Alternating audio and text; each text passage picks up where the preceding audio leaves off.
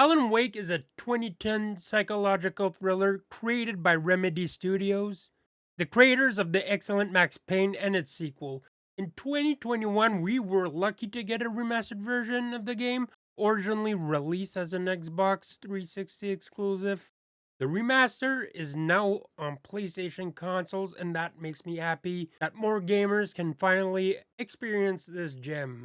And let's not forget, Remedy added the two DLC episodes called The Single and The Writer directly in the remaster. They're not long, about an hour each, but offer more Alan Wake goodness. The story: Alan Wake is basically the story of a best selling writer.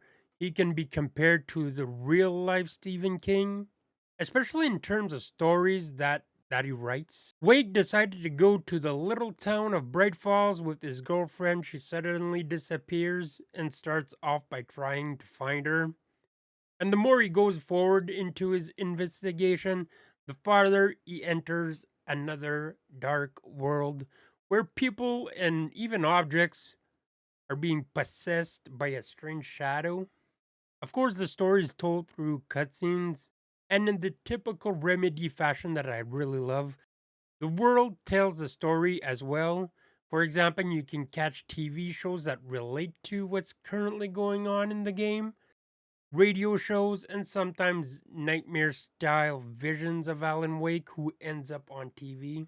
The story is freaking engaging and mysterious. I always wanted to see where it goes. Definitely fans of the first two Max Payne games will be familiar with this style of storytelling. Gameplay: this is basically a third person shooter. You shoot guns to defeat possessed enemies, but there's a twist. Possessed enemies are protected by a shadow type of shield, so you need to find light before being able to deal with them. And to do that, the game offers a few different ways. You have spotlights like the classic bat signal that are placed in certain places that require you to deal with the crowds of enemies. Of course, the most common thing your character will use to create light is the flashlight. The flashlight can be used as an in game indication where your gunshots will land. I like how they managed to find a way to make the aiming feel a little bit more natural and feel less like a video game. What is cool with the flashlight? You will find more effective and powerful upgrades during the campaign. You start with a small pocket light and end up eventually with an industrial flashlight.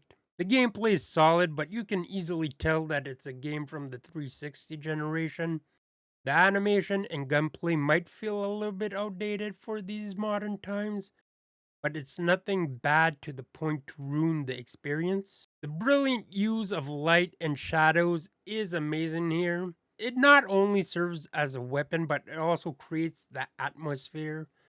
It feels really like a Stephen King and a Twilight Zone mashup.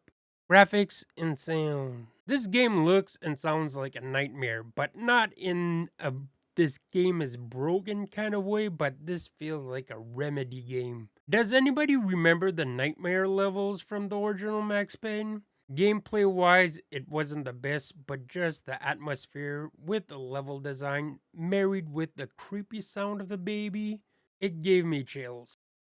Alan Wake reminds me of that in a different way, of course, but it sets the tone in a similar way. The game looks like a 360 game. The remaster doesn't change that much, mostly better frame rate and resolution. Character designs and facial animations are the same as the original game, nothing drastically changed here. The voice actors are great. It may seem like a little bit cheesy, but it definitely fits the world.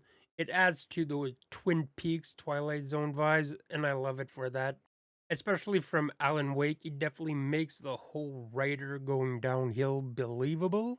Final thoughts. At the end of the day, Alan Wake was fine and still a very fun game. It has Silent Hill vibes mixed with Remedy's unique style.